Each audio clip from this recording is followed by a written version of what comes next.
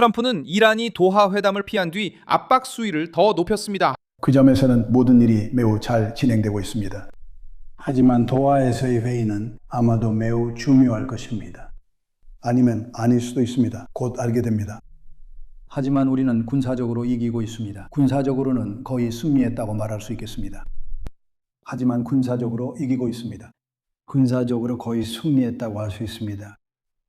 테헤란은 미국이 스티브 위트코프와 제러드 쿠슈너가 전쟁 종식에 관한 양해각서를 논의하기 위해 카타르에 갈 것이라고 발표한 이후에도 앞으로 며칠 내에 미국과의 어떤 협상도 예정되어 있지 않다고 부인했습니다. 백악관은 고위급 회담을 언급했고 트럼프는 군사적으로 이기고 있다고 말했습니다. 그리고 테헤란은 그들의 대표단이 기술적인 세부 사항을 확인하기 위해서만 도하에 간다고 답했습니다. 바로 그 지점에서 긴장이 고조됩니다.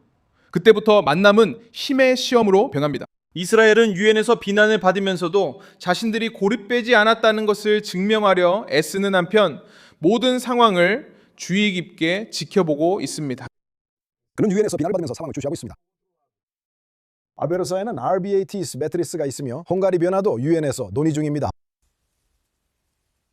리스, 아직 아닙니다. 아직은 아니지만 분명히 같지는 않을 것 같아요. 오르반은 이스라엘과 미국의 진정한 친구였습니다. 전쟁은 서류상으로 멈췄지만 이면에서는 여전히 압력이 계속되고 있습니다.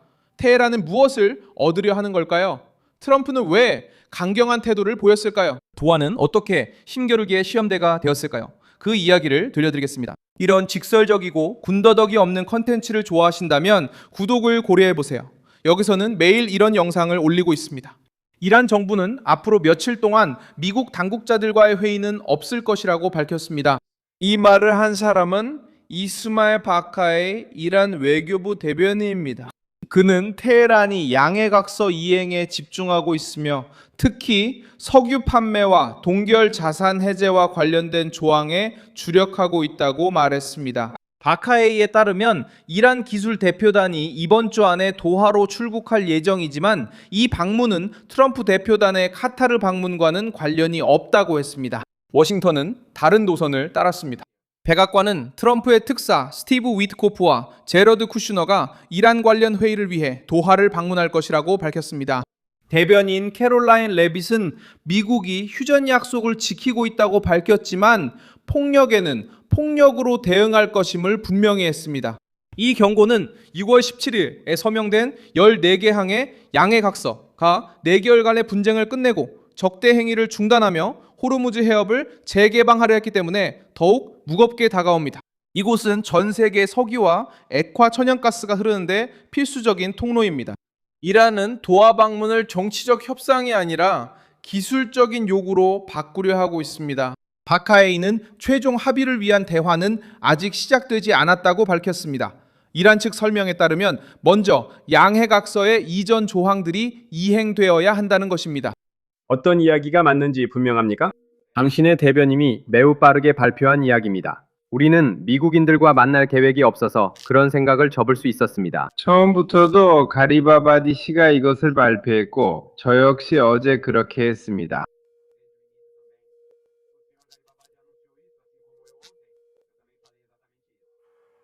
저도 내일 도하시에서 그런 일이 일어날까요? 볼소나로가 말했듯이 도하에서의 정치적 대화에 관한 이야기입니다. 그것은 대화이지만 양해각서의 일부 항목, 특히 관련 항목의 실질적인 이행에 대해 상당히 구체적으로 논의하는 것입니다.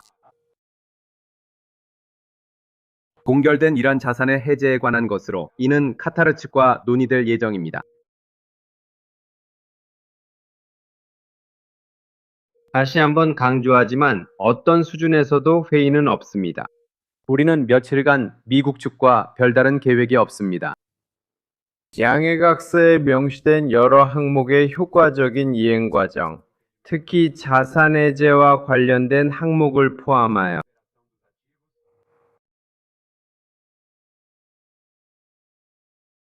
현재 계획대로 완전히 진행되고 있습니다. 11번째 항목에 관해서는 모든 필요한 조치가 이미 적절하게 취해졌습니다. 그리고 우리는 진심으로 신의 뜻이라면 작업이 적절하게 진행되어 우리가 간절히 바라는 결과를 완전히 달성하기를 바랍니다. 워싱턴의 해석은 다릅니다. 테헤란이 제재 완화, 석유 동결된 자금, 그리고 안정성을 요구했다면 이제는 협상 테이블에 나와서 약속을 하고 합의의 이익만을 선택할 수 있다는 식으로 행동하는 것을 멈춰야 합니다. 도널드 트럼프는 수위를 낮추지 않은 채 이 상황에 뛰어들었습니다. 그는 미국이 군사적으로 승리하고 있다고 말했고, 도하에서의 회담을 이란의 태도에 따라 중요할 수도 있고 아닐 수도 있는 일로 여겼습니다. 이란이 나타나면 압박받는 모습이고, 나타나지 않으면 회담에서 도망쳤다는 이미지를 줍니다. 긴장은 석유 문제와도 관련이 있습니다. 호르무즈 해협에 대한 압박을 줄이고 이란의 에너지 제품에 대한 완화의 길을 연 합의 이후 트럼프는 미국 내 휘발유 가격 하락을 자축했습니다. 트럼프에게 이것은 국내외적으로 동시에 중요한 정치적 포인트입니다. 도하는 각 진영이 자신들의 이야기를 주도하려고 애쓰는 장소가 되었습니다. 카타르는 중재의 무대로 보이지만 실제 분쟁의 중심은 워싱턴과 테헤란 사이에 있습니다. 미국은 이 양해각서를 압박과 통제의 수단으로 만들고자 합니다. 이란은 이 합의를 미국이 최종 협상 전에 반드시 이행해야 할 의무 목록으로 제시하고자 합니다. 이스라엘은 또 다른 측면에서 이 이야기에 참여합니다. 유엔에서 이스라엘 대사 데니 데노는 이스라엘이 민간인, 의료진, 구호요원, 언론인을 공격한다는 비난에 반박했습니다. 그는 이스라엘이 민간인을 겨냥하지 않는다고 말했고, 유엔이 일종의 반이스라엘 자동 모드로 돌아간다고 비난했습니다. 여러 국가는 이스라엘이 민간인 살해를 의도했다고 비난합니다. 이스라엘이 의도적으로 의료진, 인도주의 활동가, 언론인들을 공격한다고 주장합니다. 저는 여러 번 이곳에 와서 분명히 말했습니다. 이스라엘은 민간인을 공격하지 않습니다. 이스라엘은 기자를 공격하지 않습니다. 이스라엘은 테러 단체를 공격합니다. 하지만 오늘 여러분 중 많은 분들이 똑같은 비난을 반복하기로 선택했습니다. 이 반응은 요르단강 서안에 관한 회의에서 나왔으며 5개 유럽 국가가 예루살렘 동쪽 2.1 프로젝트와 관련된 계약에 대해 기업들에게 경고한 후였습니다.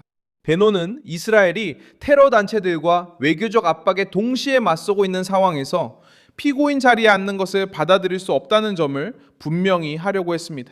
그의 발언은 위기의 분위기와 맞닿아 있습니다. 이스라엘은 국제 외교의 일부가 예루살렘을 고립시키려 한다고 보고 있으며, 그 동맹국들은 이런 해석이 맞지 않는다는 점을 보여주려 하고 있습니다. 베논 본인도 걸프 국가들과의 강한 유대 관계를 언급했고, 남미에서 긍정적인 움직임이 있다고 말했습니다. 그곳에서는 새로운 정치적 흐름이 미국과 이스라엘 정부를 더 가깝게 만들고 있습니다. 이것 아니면 저것. 확실히 긍정적인 전향이 있습니다. 외교적 고립에 대한 이야기와 함께 긍정적인 점도 있습니다. 걸프 국가들과의 관계가 매우 견고합니다. 남미에서 무슨 일이 일어나고 있는지 보세요. 미국과 이스라엘의 친구가 되고 있는 나라들이 늘어나고 있습니다. 그리고 아시다시피 이것은 정말 놀라운 일입니다. 볼리비아, 칠레, 페루 등 과거 이스라엘 반대국들과 달리 콜롬비아의 새 대통령은 이스라엘의 진정한 친구입니다. 참고로 30분 후 유엔 안전보장이사회에서 유대와 사마리아 정착촌 관련 논의를 진행할 예정입니다. 논의를 이끌 사람은 콜롬비아 대사인데 그녀는 이전 정부의 대사입니다. 그녀는 적대적이고 당연히 우리를 공격할 것이지만 몇 주 후인 8월 초에 새로운 대통령이 취임하면 그가 이 대사를 교체할 것입니다. 그래서 남미에서 이스라엘을 지지하는 아주 좋은 소식이 있습니다. 콜롬비아는 이 움직임의 상징이 됐습니다. 아벨라르도 데 라에스프리엘라는 콜롬비아 대통령 선거에서 승리했고, 구스타보 페트로 정부의 긴장 이후 이스라엘과 미국과의 관계를 재건하겠다고 약속했습니다.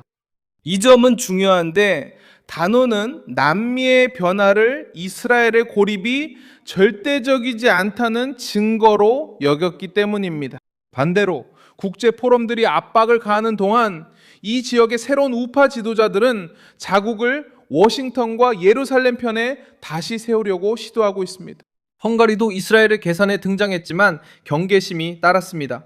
오르반은 국제투표에서 이스라엘의 확고한 동맹으로 언급되었지만 2026년 4월 선거에서 패배한 후 정부를 떠났습니다. 페테르 머지아르의 새 정부가 부다페스트의 정치 환경을 바꿨습니다. 이로 인해 이스라엘은 유럽 내에서 자동적인 지지를 잃게 되었습니다. 일부 정권에서 지지를 잃지만 반대편도 있습니다. 예를 들어 헝가리를 봤습니다. 유엔에서 헝가리 변화 느끼나요? 아니요. 아직은 아닙니다. 아직은 아니지만 예전과는 다를 것 같습니다. 오르반은 이스라엘과 미국의 친정한 친구였습니다. 그는 주로 유럽연합 내에서 활동했습니다. 유럽연합에서는 결정을 승인하려면 모든 회원국의 합의가 필요하며 자동적으로 이스라엘에 반하는 결정이 제안될 때마다 스페인, 프랑스, 오르반과 같은 나라들이 와서 우리는 이것을 논의하지 않을 것입니다. 라고 말했습니다. 저는 이 논의에 반대합니다.